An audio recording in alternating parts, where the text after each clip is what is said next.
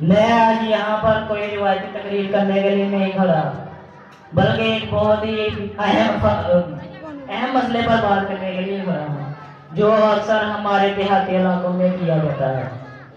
ہمارے گاؤں کے علاقوں میں ذرا سی معاشی تنگی کے آنے پر ہم جو سب سے پہلا کام کرتے ہیں وہ اپنے بچوں کی تعلیم پر بات کرتے ہیں۔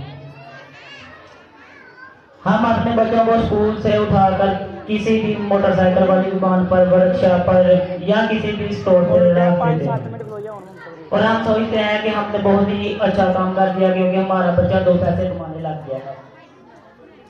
لیکن اصل بات تو یہ ہے کہ ہم 2 پیسوں کی اور اپنے بچے کا فیوچر تباہ کر دیتے ہیں اور ہم اسے چائلڈ لیبر کی ایسی دلدل میں بھیج دیتے ہیں جہاں سے وہ ساری عمر نہیں نکل سکتا۔ اور دوسری بڑی غلطی ہم یہ کرتے ہیں کہ ہم خود ہی فیصلہ کر لیتے ہیں کہ ہمارا بچہ پڑھنے کے قابل ہے یا نہیں۔ ہم اسے بار بار تانے دیتے ہیں کہ تم پڑھ نہیں سکتے، تم پڑھنے کے قابل نہیں، تم نالائق ہو۔ جب والدین اپنی اولاد کو یہ جملہ بولتے ہیں تو بچے کا سیلف کانفیڈنس وہیں دم توڑ جاتا ہے۔ ہمیں اپنے بچوں کو حوصلہ دینا چاہیے۔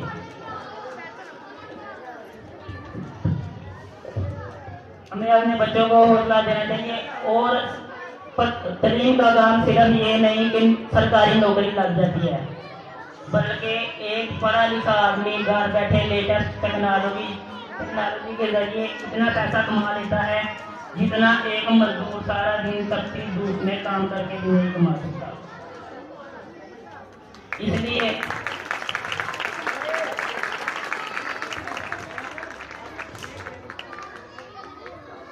اسی لیے ہمیں اپنے بچوں کو ہاتھ میں قلم پکڑانا چاہیے اور اسے تعلیم حاصل کرنے کا موقع دینا چاہیے۔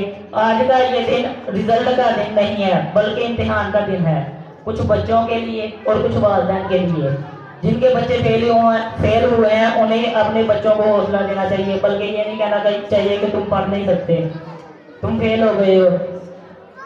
ہمیں انہیں حوصلہ دینا چاہیے اور کہنا چاہیے کہ بیٹا تم کامیاب ہو سکتے ہو اور محنت کر سکتے ہو۔ جب والدین اپنے بیٹے کو یہ جملہ بولتے ہیں تو بچے کے اندر ایک الگ ہی کانفیڈنس پیدا ہو جاتا ہے اور اس کے اندر جذبہ پیدا ہو جاتا ہے کہ میں نے تعلیم حاصل کرنی ہے۔ اسی لیے بچوں کے ہاتھ میں قلم پکڑائیں کیونکہ قلم کی طاقت ہی دنیا کی سب سے بڑی طاقت ہے۔ اگر آپ اپنے بچوں کو تعلیم حاصل کرنے کا موقع دیں گے